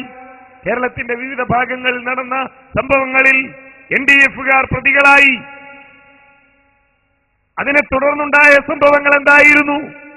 മുസ്ലിം സമുദായത്തെ സംരക്ഷിക്കാൻ, മുസ്ലിം സമുദായത്തിന് സംരക്ഷണം നൽകാൻ, മുസ്ലിം സമുദായത്തിന് പ്രതിരോധത്തിന്റെ കവചമൊരുക്കാൻ, അതിനുവേണ്ടിയാണ് ഞങ്ങൾ പാതിരാവുകളെ ഒരുമിച്ച് കൂടിയത് എന്ന് പ്രസംഗിച്ചവർ, അതിനുവേണ്ടിയാണ് ഞങ്ങൾ സംഘടനയുണ്ടാക്കിയത് എന്ന് പറഞ്ഞവർ ഈ നാട്ടിൽ എവിടെയാണ് മുസ്ലിങ്ങൾക്കെതിരെ ഉണ്ടായ അക്രമങ്ങൾക്കെതിരെ പ്രതിരോധത്തിന്റെ കവചം തീർത്തത്? കഴിഞ്ഞില്ല. തലശ്ശേരിക്കടുത്ത പിന്നാട് അശ്വിൻ കുമാർ എന്ന RSSന്റെ നേതാവ് കൊല ചെയ്യപ്പെട്ടു. ശരിയാണ്, ഒരാളെ കൊല ചെയ്യുക എന്നത് ഒരു പ്രയാസമുള്ള കാര്യമല്ല നമ്മുടെ നാട്ടിൽ. ആർക്ക് വേണമെങ്കിലും ആരെയും കൊല്ലാം. പക്ഷേ ആദർശത്തിന്റെ പേരിൽ, സംഘടനയുടെ പേരിൽ, ഒരാസൂത്രണത്തിന്റെ ഭാഗമായി ഒരാളെ കൊല ചെയ്യുമ്പോ അതിനെ തുടർന്ന് എന്തുണ്ടാകും എന്നാലോചിക്കേണ്ട സാമാന്യ ബുദ്ധി ഇത്തരം ആളുകൾക്കില്ലേ? അശ്വിൻ കുമാർ കൊല ചെയ്യപ്പെട്ടതുമായി ബന്ധപ്പെട്ടുകൊണ്ട് പുന്നാട്ടും പരിസര പ്രദേശങ്ങളിലും തുടർന്നുള്ള ദിവസങ്ങളിൽ നടന്ന മുസ്ലിം നായാട്ട്, ഫാസിസ്റ്റുകളുടെ നേതൃത്വത്തിൽ നടന്ന കൊള്ളയും കൊള്ളിവെപ്പും, അതിനെതിരെ പ്രതിരോധിക്കാൻ ഒരു പ്രതിരോധ സേനക്കാരനെയും ഒരു ചെറുത്തുനിൽപ്പ് സംഘക്കാരെയും നമ്മളാരും അവിടെ കണ്ടില്ല. 2000 നാദാപുരത്ത് ബിനു എന്ന CPM പ്രവർത്തകൻ കൊല ചെയ്യപ്പെട്ടു. ഒരു മുസ്ലിം സ്ത്രീയെ അതിനു മുമ്പുണ്ടായ ഒരു സംഘർഷത്തിൽ ഇയാൾ പീഡിപ്പിച്ചു, അപമാനിച്ചു എന്നതിന്റെ പേരിലായിരുന്നു NDF-കാർ ബിനുവിനെ കൊല ചെയ്തത്.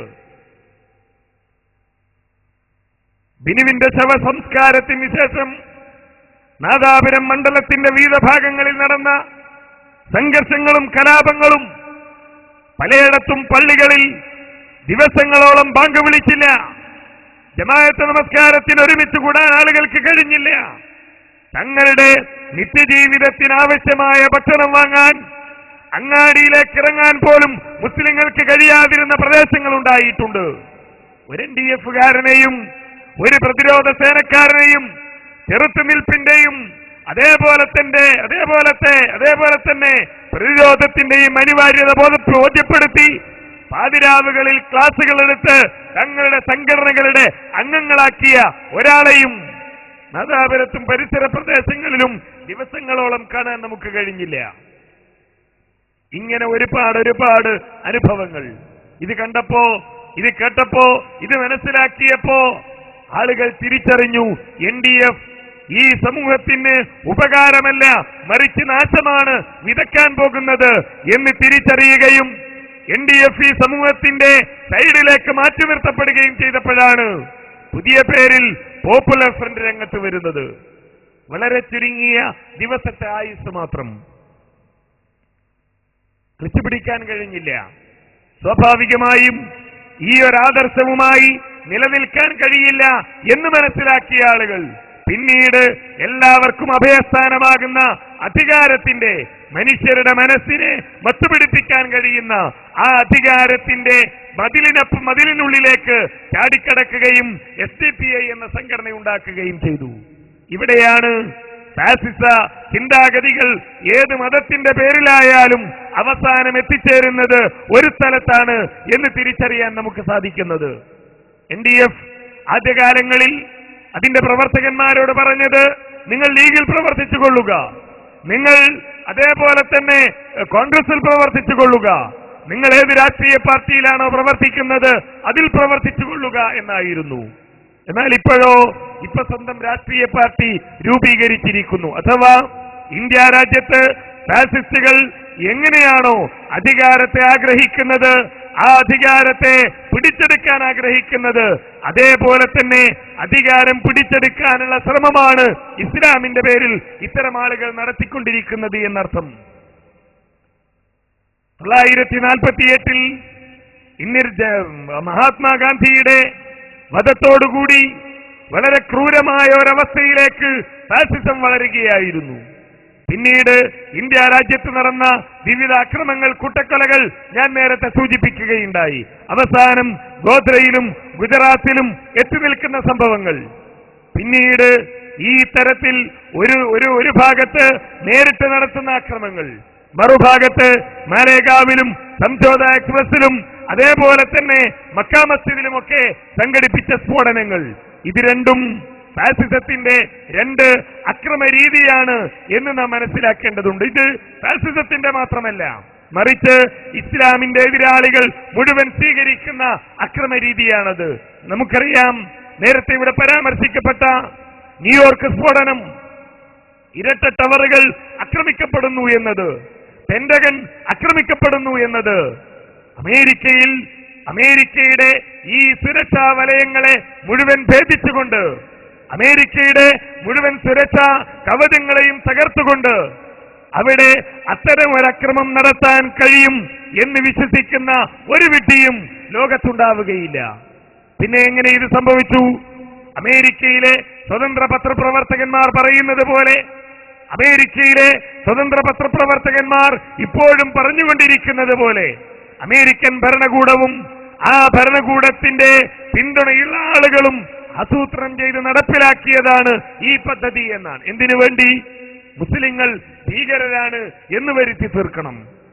മുസ്ലിങ്ങൾ ഭീകര പറയുന്നവരും ഭീകരത പ്രചരിപ്പിക്കുന്നവരുമാണ് എന്ന് വരുത്തി തീർക്കുവാനുള്ള ശ്രമമാണ് അവിടെയും ഉണ്ടായത് എന്ന് നാം മനസ്സിലാക്കേണ്ടതുണ്ട്. യഥാർത്ഥത്തിൽ അത്തരമൊരു ചിന്തയുടെ ഭാഗം തന്നെയാണ് ഇന്ത്യ രാജ്യത്ത് ഫാസിസവും നടത്തിക്കൊണ്ടിരിക്കുന്ന ഇത്തരം പ്രവർത്തനങ്ങളുടെ പിന്നിലുള്ളത്. പക്ഷേ ഇവിടെ പലപ്പോഴും ഈ വിഷയം പോലും ആളുകൾ തെറ്റിദ്ധരിച്ചുകൊണ്ട് മനസ്സിലാക്കിക്കാനുള്ള ശ്രമങ്ങൾ നടത്തിക്കൊണ്ടിരിക്കുന്നു. ഇതിന്റെ പേര് പറഞ്ഞുകൊണ്ട് മുസ്ലിങ്ങളെ തീവ്രവാദ ചിന്താഗതിയിലേക്ക് വലിച്ചുകൊണ്ടുപോകാനുള്ള ശ്രമങ്ങൾ. യഥാർത്ഥത്തിൽ നേരത്തെ ഇവിടെ സൂചിപ്പിച്ച ഒരു വാചകം അടിവരയിടാൻ ഞാൻ ആഗ്രഹിക്കുകയാണ്.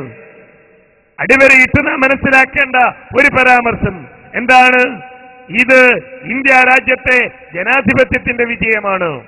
ഇന്ത്യ രാജ്യത്ത് ജനങ്ങൾ ഇപ്പോഴും വിശ്വസിക്കുന്ന ഇവിടത്തെ അന്വേഷണ സമിതികളുടെ വിജയമാണ്. മഹാരാഷ്ട്രയിലെ ഗവൺമെന്റ് തീവ്രവാദ വിരുദ്ധ കോഡ് രൂപീകരിച്ചത് ഈ രാജ്യത്ത് മുസ്ലിം തീവ്രവാദികളുടെ പ്രക്ഷോഭത്തിന്റെ ഫലമായിട്ടായിരുന്നില്ല. NDF എന്ന ഒരു സംഘമുണ്ടായിരിക്കുന്നു, അതല്ലെങ്കിൽ PDP എന്ന ഒരു സംഘമുണ്ടായിരിക്കുന്നു, അതല്ലെങ്കിൽ ഇവിടെ ജമാഅത്തെ ഇസ്ലാമി ശക്തമായ പ്രവർത്തനം ആരംഭിച്ചിരിക്കുന്നു. അതുകൊണ്ട് ഇനി നമുക്ക് രക്ഷയില്ല, ഒരു തീവ്രവാദ വിരുദ്ധ സ്ക്വാഡ് ഉണ്ടാക്കി ചില ഹിന്ദുക്കളെയെങ്കിലും പിടികൂടിയെങ്കിലേ ഈ രാജ്യത്ത് ഇനി നിയമം നടപ്പിലാക്കാൻ കഴിയുകയുള്ളൂ എന്ന് മനസ്സിലാക്കിയിട്ടായിരുന്നില്ല. കർക്കരെ എന്ന ഹിന്ദു ഉദ്യോഗസ്ഥൻ തന്റെ മതത്തിൽപ്പെട്ട ആളുകളെ പിടികൂടാൻ തയ്യാറായത് ഇത്തരം ഏതെങ്കിലും തീവ്രവാദ സംഘങ്ങളുടെ ഭീഷണി ഭയന്നുകൊണ്ടായിരുന്നില്ല. മറിച്ച് ഈ രാജ്യത്ത് ജനാധിപത്യം നിലനിൽക്കണം, ഈ രാജ്യത്ത് മതേതരത്വം നിലനിൽക്കണം, ഈ രാജ്യത്തെ ജനങ്ങളുടെ മനസ്സിൽ സ്നേഹവും ബഹുമാനവും പരസ്പരം വെച്ചു പുലർത്താനുള്ള ഒരവസ്ഥയുണ്ടാകണം എന്നതായിരുന്നു ഈ ഒരു പ്രവർത്തനത്തിന് പിന്നിലുണ്ടായ ആഗ്രഹം. യഥാർത്ഥത്തിൽ അസിമാനന്ദയും അതേപോലെ പിന്നീട് പിടിയിലായ മുഴുവൻ ആളുകളും പിടിയിലാവാനുണ്ടായ സാഹചര്യവും ഈ രാജ്യത്തിന്റെ മഹത്തായ ജനാധിപത്യ ഈ പൈതൃകമാണ് എന്നതാണ് നാം മനസ്സിലാക്കേണ്ടത്. ഈ സമയത്ത് മുസ്ലിങ്ങളെ സംബന്ധിച്ചിടത്തോളം നിർവഹിക്കാനുള്ള പ്രധാനപ്പെട്ട ഉത്തരവാദിത്തങ്ങളുണ്ട്. ഒന്ന്, ഇത്തരം ഒരു ചിന്താഗതി രാജ്യത്ത് വളർന്നു വരുമ്പോ, ഇത്തരമൊരു ചിന്ത ഈ രാജ്യത്തെ ജനങ്ങൾ മനസ്സിലാക്കി കഴിഞ്ഞിരിക്കുന്നു. ഫാസിസത്തിന്റെ തനിനിറം മതത്തിന്റെ പേര് പറഞ്ഞുകൊണ്ട്, അതേപോലെ തന്നെ ആശ്രമത്തിന്റെ പേര് പറഞ്ഞുകൊണ്ട്, ഈ രാജ്യത്തിന്റെ മഹത്തായ പൈതൃകത്തിന്റെ പേര് പറഞ്ഞുകൊണ്ട് തങ്ങളുടെ മുമ്പിൽ വരുന്ന സന്യാസിമാരിൽ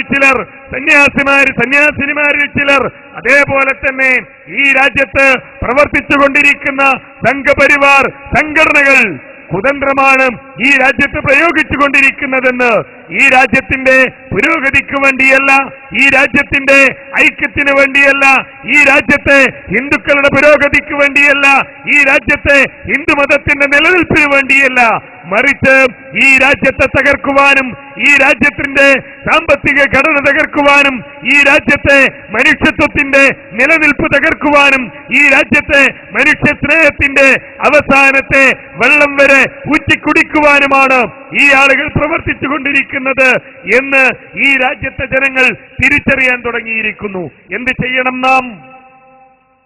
നമുക്ക് ചെയ്യാനുള്ളത് അതാണ് ശരി എന്ന് ഈ സമൂഹത്തെ ബോധ്യപ്പെടുത്തലാണ്. അതല്ലാതെ കണ്ടില്ലേ നിങ്ങൾ, സംസോധ സ്ഫോടനത്തിന് പിന്നിൽ ഇത്തരം തീവ്രവാദികളാണ്, ഹിന്ദുക്കൾ തന്നെയാണ്, അവരാണ് നമ്മെ ആക്രമിക്കാൻ ശ്രമിച്ചത്, അതുകൊണ്ട് അവരെ ആക്രമിക്കാൻ നാം തയ്യാറാകേണ്ടതുണ്ട് എന്ന് പറഞ്ഞുകൊണ്ട് ഇപ്പുറത്തും ആയുധങ്ങൾ ഉണ്ടാക്കാനുള്ള ശ്രമങ്ങളാണ് നാം നടത്തുന്നതെങ്കിൽ വീണ്ടും ഇവിടെ ഉണ്ടാകാൻ പോകുന്നത് ഇത്തരം പ്രജ്ഞാ സിംഗ് താക്കൂർമാരും അതേപോലെ തന്നെ കേണൽ പുരോഹിതമാരും അസിമാനന്ദമാരുമായിരിക്കും എന്ന് നാം തിരിച്ചറിയേണ്ടതുണ്ട്. എത്ര പ്രകടമാണ് കലീമിന്റെ സമീപനം വരുത്തിയ മാറ്റം! ഈ രാജ്യത്ത് ഉത്തരവാദിത്ത ബോധമില്ലാത്ത പോലീസുകാരുടെ നിയമത്തിന്റെ പീഡനത്തിന് വിധേയനായ കലീം വേണമെങ്കിൽ അസിമാനന്ദ സ്വാമിക്കെതിരെ അവിടെ വെച്ച് പൊട്ടിത്തെറിക്കാമായിരുന്നു, തന്നാൽ കഴിയുന്ന രൂപത്തിൽ അക്രമം നടത്താമായിരുന്നു. എന്നാൽ ഈ കലീമിന്റെ സമീപനം അസിമാനന്ദയുടെ മനസ്സ് മാറ്റാൻ കഴിഞ്ഞുവെങ്കിൽ മുസ്ലിങ്ങൾക്കുള്ള ഒരു സന്ദേശമാണത്. ഇങ്ങനെ തടവറക്കുള്ളിലാകാത്ത, ഇന്നും പിടികിട്ടാത്ത ഭരണകൂടത്തിന്റെ നിയമപാലകന്മാരുടെ നിയമപീഠത്തിന്റെ പിടിയിലൊതുങ്ങാത്ത ഒരുപാട് അസിമാനന്ദമാർ, അവരേത് മതത്തിന്റെ ആളുകളാകട്ടെ, ഒരുപക്ഷെ ഹിന്ദുവായിരിക്കാം, അതല്ലെങ്കിൽ മുസ്ലിമായിരിക്കാം, പക്ഷേ അസിമാനന്ദ ഒരു പ്രതീകമാണ്. ഈ രാജ്യത്തിന്റെ പുരോഗതി തകർക്കുന്ന, ഈ രാജ്യത്തെ മനുഷ്യസ്നേഹം തകർക്കുന്ന, ഈ രാജ്യത്തെ സൗഹാർദ്ദത്തിന്റെ വെളിച്ചം ഊതിക്കെടുത്തുന്ന ഒരു പ്രതീകമാണ് അസിമാനന്ദ. ആ അസിമാനന്ദയുടെ മനസ്സിലെ കറുപ്പ് മായ്ക്കാൻ കഴിയുന്ന മറ്റൊരു പ്രതീകമാണ് കലീം എന്നാണ് നാം തിരിച്ചറിയേണ്ടത്. അസിമാനന്ദ മകമാരാകാനല്ല, മറിച്ച് കലീമുമാരാകാൻ, അസിമാനന്ദകളെ സൃഷ്ടിക്കാനല്ല, മറിച്ച് കലീമുകളെ സൃഷ്ടിക്കാനാണ് ഈ മുസ്ലിം സമൂഹം ഇനി ശ്രമിക്കേണ്ടത് എന്നതാണ് ഈ സംഭവം ഒന്നാമതായി നമുക്ക് നൽകുന്ന സന്ദേശം. കാരണം മുസ്ലിമിനെ സംബന്ധിച്ചിടത്തോളം അവൻ ഈ സമൂഹത്തോട് വലിയൊരു ഉത്തരവാദിത്തം നിറവേറ്റേണ്ടവനാണ്.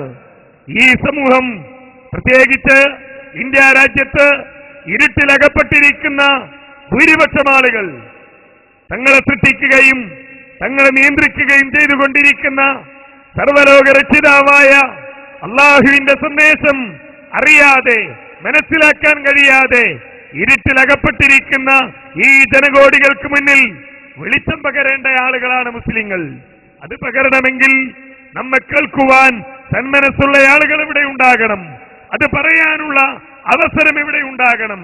ഇത്തരം പ്രവർത്തനങ്ങൾ, തീവ്രവാദ പ്രവർത്തനങ്ങൾ ബദലിന് ബദലായി അസിമാനന്ദക്ക് പകരം ഇപ്പുറം മറ്റൊരാൾ ഉണ്ടാകണം. ശ്രീകാന്ത് പുരോഹിത് ബോംബുണ്ടാക്കുന്നുവെങ്കിൽ അത്തരം ബോംബുകൾ ഉണ്ടാക്കുന്നവർ ഇപ്പുറത്തുമുണ്ടാകണം എന്ന ഒരു സമീപനമാണ് സ്വീകരിക്കുന്നതെങ്കിൽ നമുക്ക് നഷ്ടപ്പെടാൻ പോകുന്നത് പടച്ചതമ്പുരാന്റെ വിശുദ്ധ ഖുർആൻ ഈ സമൂഹത്തിന് മുന്നിൽ പറയാനുള്ള, പഠിപ്പിക്കാനുള്ള അവസരമാണ് എന്നതാണ് നാം തിരിച്ചറിയേണ്ട ഏറ്റവും പ്രധാനപ്പെട്ട രണ്ടാമത്തെ കാര്യം. നമ്മുടെ ഉത്തരവാദിത്തത്തിൽ നിന്ന് നമുക്ക് ഒളിച്ചോടാൻ കഴിയില്ല. നമ്മുടെ ഉത്തരവാദിത്തത്തിൽ നിന്ന് നമുക്ക് മാറിപ്പോകാൻ കഴിയില്ല. ഒരുപക്ഷേ ഇന്ത്യ രാജ്യത്തെ മുഴുവൻ സംസ്ഥാനങ്ങളിൽ നിന്നും കേരളം വേറിട്ട് നിൽക്കുന്നത് ഈ ഒരു പ്രത്യേകത കൊണ്ടാണ് എന്ന് നാം മനസ്സിലാക്കേണ്ടതുണ്ട്. ഇവിടെ അറിയാനും അറിയിക്കാനും പറയാനും പരിചയപ്പെടുത്തുവാനുമുള്ള സാഹചര്യങ്ങളേറെയാണ് മറ്റ് സംസ്ഥാനങ്ങളിൽ നിന്ന് വ്യത്യസ്തമായി. ഒരുപക്ഷേ മുസ്ലിം സംഘടനകൾ പോലും, മുസ്ലിം നേതാക്കന്മാർ പോലും ഉത്തരേന്ത്യയിൽ തങ്ങൾ നിർവഹിക്കേണ്ട ഉത്തരവാദിത്തമെന്ത് എന്ന് തിരിച്ചറിയാതെ രാഷ്ട്രീയ തമ്പുരാക്കന്മാർക്ക് പിന്നാലെ അവരുടെ എച്ചിലുകൾ കൈപ്പറ്റാൻ വേണ്ടി മാത്രം പ്രവർത്തിക്കുന്ന സംഘങ്ങളായി അധപ്പതിച്ചുകൊണ്ടിരിക്കുന്ന ഒരു കാഴ്ച. അതല്ലെങ്കിൽ അവിടെയുള്ള ഒന്നുമറിയാത്ത, വിദ്യാഭ്യാസമില്ലാത്ത, വിവരമില്ലാത്ത ഈ സമൂഹത്തിൽ തങ്ങൾ നിർവഹിക്കേണ്ട ഉത്തരവാദിത്തം എന്തെന്നറിയാത്ത സാധാരണക്കാരായ ആളുകളെ തീവ്രവാദ ചിന്താഗതികളിലേക്ക് വലിച്ചു കൊണ്ടുപോകുന്ന മറ്റൊരവസ്ഥ. ഈ രണ്ടവസ്ഥകൾക്കിടയിൽ കേരളം വ്യത്യസ്തമായി നിൽക്കുന്നത് ഈ സമൂഹത്തെ വളർത്തിയെടുക്കുവാൻ, വിദ്യാഭ്യാസപരമായി വളർത്തിയെടുക്കുവാൻ, രാഷ്ട്രീയപരമായി ഈ സമൂഹത്തെ ഉത്ബുദ്ധരാക്കുവാൻ ഇസ്ലാഹി പ്രസ്ഥാനത്തിന് സാധിച്ചു എന്നതുകൊണ്ട് മാത്രമാണ് എന്ന് നാം തിരിച്ചറിയേണ്ടതുണ്ട്. ഈ നവോത്ഥാനത്തിന്റെ അവകാശം പറ്റുവാൻ, ഈ നവോത്ഥാനത്തിന്റെ പങ്കുപറ്റുകളായി തീരുവാൻ ആളുകൾ മത്സരിച്ചുകൊണ്ടിരിക്കുന്ന ഒരു കാഴ്ച ഇന്ന് നമുക്ക് കാണാൻ കഴിയുന്നു. യഥാർത്ഥത്തിൽ ആരാണ് കേരളത്തിന്റെ രാഷ്ട്രീയ ഉത്ബുദ്ധതയ്ക്ക്, രാഷ്ട്രീയ പ്രബുദ്ധതയ്ക്ക് തിരികൊളുത്തിയത് എന്നാലോചിച്ചാൽ ഉത്തരം ഇസ്ലാഹി പ്രസ്ഥാനത്തിന്റെ പണ്ഡിതന്മാരിലാണ് എത്തി നിൽക്കുന്നത്. ആരാണ് കേരളത്തിന്റെ വൈജ്ഞാനിക പ്രബുദ്ധതയ്ക്ക് തിരികൊളുത്തിയത് എന്ന് ചോദിച്ചാൽ അതിന്റെ ഉത്തരവും എത്തി നിൽക്കുന്നത് ഇസ്ലാഹി പ്രസ്ഥാനത്തിന്റെ നേതാക്കന്മാരിലും പണ്ഡിതന്മാരിലുമാണ് എന്ന് നമുക്ക് കാണുവാൻ കഴിയും. അതുകൊണ്ട് തന്നെ കേരളം എങ്ങനെയാണോ ഈ തരത്തിൽ മുന്നോട്ടേക്ക് നീങ്ങിയത്, ആ രൂപത്തിൽ മാത്രമാണ് ഇന്ത്യ രാജ്യത്തിലെ മുഴുവൻ മുസ്ലിങ്ങൾക്കും വളരാൻ കഴിയുക എന്നതാണ് നാം മനസ്സിലാക്കേണ്ട വസ്തുത. പക്ഷേ ഈ രാജ്യത്ത് ഫാസിസം ആഗ്രഹിക്കുന്നത് അതിന് വിരുദ്ധമായ ഒരവസ്ഥയാണ്. ഈ രാജ്യത്ത് ഫാസിസത്തെ പിന്തുണക്കുന്ന ആളുകൾ ആഗ്രഹിക്കുന്നത് ആ ഒരവസ്ഥയാണ്. ഈ രാജ്യത്ത് ഫാസിസത്തിന്റെ വലയിൽ അകപ്പെട്ടുകൊണ്ട് ജീവിക്കുന്ന ആളുകൾ അവർ ഇസ്ലാമിന്റെ പേരിൽ, ഇസ്ലാമിക നാമങ്ങളിൽ പ്രവർത്തിക്കുന്നവരായാൽ പോലും അവരും ആഗ്രഹിക്കുന്നത് അറിയാതെ അവരും കരുക്കളായി തീരുന്നത് ഇതിനു വേണ്ടിയാണ് എന്ന് നാം തിരിച്ചറിയേണ്ടതുണ്ട്. നിങ്ങൾക്കറിയാം, കഴിഞ്ഞ വർഷം ആദ്യം കാശ്മീരുമായി ബന്ധപ്പെട്ടുകൊണ്ട് സജീവമായ ഒരു ചർച്ച ഇന്ത്യ രാജ്യത്ത് നടക്കുകയുണ്ടായി. ചിദംബരവും അതേപോലെ ആന്റണിയും കാശ്മീരിലെ ഭരണകൂടവും ഒക്കെ നടത്തിയിരുന്ന ഒരു ചർച്ച കാശ്മീരിൽ നിന്ന് പട്ടാളക്കാരെ പിൻവലിക്കണം എന്നതായിരുന്നു. കാശ്മീരികൾ ഇന്ത്യ രാജ്യത്തോട് ആവശ്യപ്പെട്ട ഏറ്റവും പ്രധാനപ്പെട്ട ഒരു കാര്യം അതാണ്. കാശ്മീരിൽ നിന്ന് പട്ടാളക്കാരെ പിൻവലിക്കണം. കാരണം പട്ടാളക്കാരുടെ പ്രവർത്തനങ്ങൾ കൊണ്ട് ആളുകൾ ബുദ്ധിമുട്ടിക്കൊണ്ടിരിക്കുന്നുവെന്ന്. രണ്ടാമത്തേത്, അവിടുത്തെ ദൈനംദിന ജീവിതത്തിന് പട്ടാളക്കാരുടെ സാന്നിധ്യം തടസ്സമാണ് എന്നായിരുന്നു. കാശ്മീരിലെ ഇന്ത്യൻ സേനയുമായി ബന്ധപ്പെട്ട് ചില ആളുകളുടെ പ്രവർത്തനങ്ങൾ ആ തരത്തിലുള്ള ദുഷ്പേര് ഇന്ത്യൻ സൈന്യത്തിനുണ്ടാക്കി. ആളുകൾ സമാധാനത്തോടെ ജീവിക്കാൻ തുടങ്ങി. കഴിഞ്ഞ ജനുവരിയിലും ഫെബ്രുവരിയിലുമൊക്കെയായി ഈ തരത്തിലുള്ള ചർച്ച കാശ്മീരുമായി ബന്ധപ്പെട്ടുകൊണ്ട് നടന്നു. എന്നാൽ പിന്നീട് നമ്മൾ കണ്ടത് എന്താണ്? കാശ്മീരിൽ അതുമായി ബന്ധപ്പെട്ടുള്ള ചർച്ച ഡൽഹി കേന്ദ്രീകരിച്ചുകൊണ്ട് നടക്കുന്നു എന്നറിഞ്ഞപ്പോൾ കാശ്മീരിലെ പട്ടാള സാന്നിധ്യം ഒരു കാലത്തുമില്ലാതാകരുത് എന്നാഗ്രഹിച്ച അവിടുത്തെ തീവ്രവാദ ഗ്രൂപ്പുകൾ 1964 കാശ്മീരിൽ ആദ്യ JKLF രൂപീകരിക്കപ്പെടുന്നത്. അന്ന് JKLF മാത്രമായിരുന്നു കാശ്മീരിൽ ഈ കാശ്മീരിന്റെ സമരവുമായി ബന്ധപ്പെട്ടുകൊണ്ട് രംഗത്തുണ്ടായിരുന്ന സംഘടന.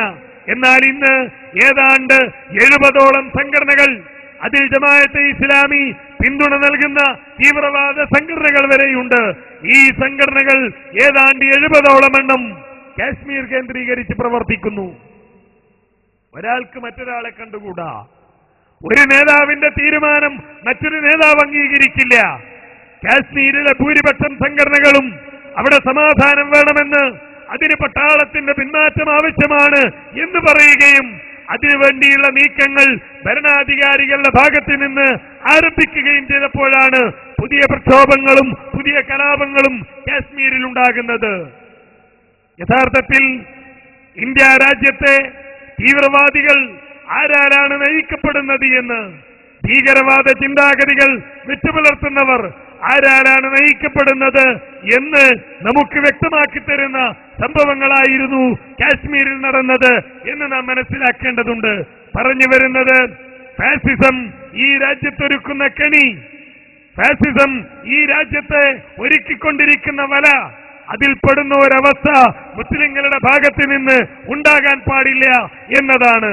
അതോടൊപ്പം തന്നെ ഈ രാജ്യത്തിന്റെ പുരോഗതിക്ക് വേണ്ടി, ഈ രാജ്യത്തെ നിലനിൽക്കേണ്ട സ്നേഹത്തിനും സൗഹാർദ്ദത്തിനും വേണ്ടി ഭരണകൂടം നടത്തിക്കൊണ്ടിരിക്കുന്ന ഇത്തരം നിലപാടുകൾക്ക് പിന്തുണ നൽകേണ്ട ബാധ്യതയും മുസ്ലിങ്ങൾക്കുണ്ട്. അതോടൊപ്പം തന്നെ മുജാഹിദ് പ്രസ്ഥാനത്തെ സംബന്ധിച്ചിടത്തോളം ഈ ഒരു ബോധവൽക്കരണം സമൂഹത്തോട് നടത്തുന്നതോടൊപ്പം തന്നെ ഏറ്റവും പ്രധാനപ്പെട്ട രണ്ടാവശ്യങ്ങൾ മുജാഹിദുകൾക്ക് പറയാനുള്ളത് ഇവിടുത്തെ ഭരണാധികാരികളോടും അതോടൊപ്പം തന്നെ മാധ്യമങ്ങളോടുമാണ്.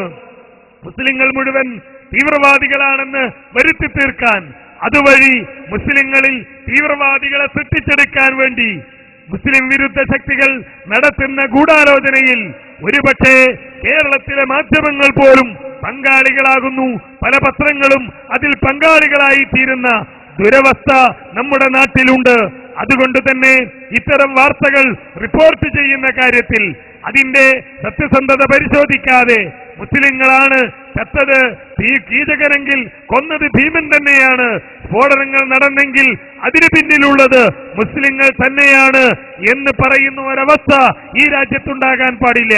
മുസ്ലിം സമുദായത്തെ പ്രതിനിധീകരിക്കുന്ന സംഘങ്ങളെന്ന നിലയിൽ, സംഘമെന്ന നിലയിൽ മുജാഹിദ് പ്രസ്ഥാനത്തിന് വളരെ അഭിമാനത്തോടുകൂടി ഈ സമൂഹത്തിൽ പറയാൻ കഴിയും. എന്ന് തീവ്രവാദ ചിന്താഗതി മുസ്ലിം സമൂഹത്തിൽ ഉണ്ടായിട്ടുണ്ടോ, അതിന്റെ ഒന്നാമത്തെ നിമിഷം മുതൽ അതിനെ പിഴുതെറിയുവാനുള്ള ശ്രമങ്ങൾ മുജാഹിദികളുടെ ഭാഗത്ത് നിന്നുണ്ടായിട്ടുണ്ട്. അതുകൊണ്ട് തന്നെ കുറ്റക്കാർ ഈ സമുദായത്തിലുണ്ടെങ്കിൽ അവർ മുസ്ലിങ്ങളാണ് എന്നതിന്റെ പേരിൽ, ഏതെങ്കിലും മുസ്ലിം സംഘടനകളിൽ അവർ പ്രവർത്തിക്കുന്നു എന്നതിന്റെ പേരിൽ അവരെ ഈ സമൂഹത്തിന് മുന്നിൽ കൊണ്ടുവരാൻ പാടില്ല എന്ന് മുജാഹിദികൾ പറയില്ല. പക്ഷേ അതിന്റെ പേരിൽ നിരപരാധികൾ പിടികൂടപ്പെടുകയും ഒരു സമുദായത്തെ മൊത്തം ആക്ഷേപിക്കപ്പെടുകയും ചെയ്യുന്ന ഒരവസ്ഥയിൽ നിന്ന് മാധ്യമങ്ങൾ കരുതിയിരിക്കേണ്ടതുണ്ട് എന്നൊന്നാമതായി മുജാഹിദികൾ മാധ്യമങ്ങളോട് നിർദ്ദേശിക്കുന്നു. എന്തുകൊണ്ടെന്നാൽ അത് ഈ സമൂഹത്തിൽ ഉപയോഗപ്പെടുത്തുവാൻ, അതുവഴി തീവ്രവാദികളെ വളർത്തിയെടുക്കുവാൻ ഈ തീവ്രവാദ സംഘങ്ങൾ ശ്രമിക്കുന്നു എന്നതുകൊണ്ട് തന്നെ അത് അവസാനിപ്പിക്കേണ്ടതുണ്ട് എന്നതാണ് മുജാഹിദികൾക്ക് പറയാനുള്ളത്. രണ്ടാമതായി ഇവിടെ ഈ ഭരണകൂടത്തോട് മുജാഹിദികൾക്ക് സൂചിപ്പിക്കാനുള്ളതും ഇത് തന്നെയാണ്. ഇങ്ങനെ ഏതെങ്കിലും സംഭവങ്ങൾ ഉണ്ടാകുമ്പോൾ മുസ്ലിം സമൂഹത്തോട് വിരോധം വെച്ച് പുലർത്തുന്ന ഈ പറഞ്ഞ രൂപത്തിൽ ഔദ്യോഗിക തലങ്ങളിൽ മുസ്ലിങ്ങളോട് വിദ്വേഷം വെച്ച് പുലർത്തുന്ന ആളുകളുണ്ട്. നിയമപാലകന്മാരിൽ മുസ്ലിങ്ങളോട് വിദ്വേഷം വെച്ച് പുലർത്തുന്നവരുണ്ട്. അതേപോലെ തന്നെ സർക്കാർ മെഷീനറികളിൽ പല രംഗങ്ങളിലും മുസ്ലിങ്ങളോട് വിദ്വേഷം വെച്ച് പുലർത്തുന്ന ആളുകൾ കയറിക്കൂടിയിട്ടുണ്ട് എന്ന് നമുക്കറിയാൻ സാധിക്കും. അത്തരം ആളുകളുടെ നേതൃത്വത്തിൽ നടന്നുകൊണ്ടിരിക്കുന്ന മുസ്ലിങ്ങൾ മുഴുവൻ ഭീകരവാദികളാണ് എന്ന് വരുത്തി തീർക്കാനുള്ള ശ്രമങ്ങൾക്ക് ജനാധിപത്യ രൂപത്തിൽ തെരഞ്ഞെടുക്കപ്പെട്ട ഭരണകൂടങ്ങളുടെ പിൻബലം ഉണ്ടാകാൻ പാടില്ല. അത്തരം ഏതെങ്കിലും അബദ്ധങ്ങളിൽ ഭരണകൂടങ്ങൾ പെട്ടുപോയിട്ടുണ്ടെങ്കിൽ തിരുത്താൻ തയ്യാറാവേണ്ടതുണ്ട് എന്നുകൂടി മുജാഹിദ് പ്രസ്ഥാനം ആവശ്യപ്പെടുന്നു. തീർച്ചയായും നമുക്കറിയാം, അത്തരം തിരുത്തലുകൾ ഭരണകൂടങ്ങളിൽ നിന്നുണ്ടായിട്ടുണ്ട്, അത്തരം തിരുത്തലുകൾ ഭരണാധികാരികളിൽ നിന്നുണ്ടായിട്ടുണ്ട്. ആ തിരുത്തലുകൾക്ക് മുസ്ലിം സമൂഹം ജനാധിപത്യപരമായ പാഠം പഠിപ്പിക്കലുകളിലൂടെയാണ് അത്തരം തിരുത്തലുകൾ ഉണ്ടായത്. 1992 ബാബരി മസ്ജിദ് തകർക്കപ്പെട്ടു. അതിന് നേതൃത്വം നൽകിയ ഭരണകൂടത്തിന് നേതൃത്വം നൽകിയ രാഷ്ട്രീയ പ്രസ്ഥാനവും പിന്നീട് നടന്ന തെരഞ്ഞെടുപ്പുകളിൽ പാഠം പഠിക്കേണ്ടി വന്നു. ഈ രാജ്യത്തെ മുസ്ലിങ്ങളുടെ മനസ്സിനെ വേദനിപ്പിച്ചതിനുള്ള വില നൂറ്റാണ്ടുകൾ പഴക്കമുള്ള രാഷ്ട്രീയ പ്രസ്ഥാനം നൽകേണ്ടി വന്നു. പിന്നീട് ആ രാഷ്ട്രീയ പ്രസ്ഥാനത്തിന് ഈ രാജ്യത്തെ മുസ്ലിങ്ങളോട് മാപ്പ് പറയേണ്ടി വന്നു. സമൂഹം അത് സ്വീകരിച്ചു. വീണ്ടും അധികാരത്തിലേക്ക് കടന്നു വരാനുള്ള അവസരമൊരുങ്ങി. ഇത് ഇന്ത്യ രാജ്യത്തിന്റെ ചരിത്രമാണ്. അതുകൊണ്ട് തന്നെ ഭരണകൂടത്തോട് ജനാധിപത്യത്തെ അംഗീകരിക്കുന്ന, ഇവിടത്തെ ജനാധിപത്യ സംവിധാനത്തെ അംഗീകരിക്കുന്ന ഭരണകൂടങ്ങളും ഈ തരത്തിൽ കരുതിയിരിക്കേണ്ടതുണ്ട് എന്നതാണ് ഈ സമൂഹത്തോട്, ഈ ഭരണകൂടത്തോട്, സമൂഹത്തിന്റെ വിവിധ മേഖലകളിലുള്ള ആളുകളോട് ഈ സമ്മേളനത്തിന്റെ ഭാഗമായി നമുക്ക് സൂചിപ്പിക്കാനുള്ളത്. എന്തായാലും ഈ രാജ്യത്തെ നിലനിൽക്കുന്ന സ്നേഹവും സമാധാനവും ഐക്യവും തകർക്കാനുള്ള ശ്രമം അതാരുടെ ഭാഗത്തു നിന്നുണ്ടായാലും അതിനെതിരെ കരുതലോടെ ഇരിക്കുവാൻ ഈ രാജ്യത്തെ മുഴുവൻ ജനങ്ങളും തയ്യാറാവേണ്ടതുണ്ട് എന്ന് മാത്രം സൂചിപ്പിച്ചുകൊണ്ട് ഞാൻ എന്റെ വാക്കുകൾ അവസാനിപ്പിക്കുന്നു. വൽഹംദുലില്ലാഹി റബ്ബിൽ ആലമീൻ. അസ്സലാമു അലൈക്കും.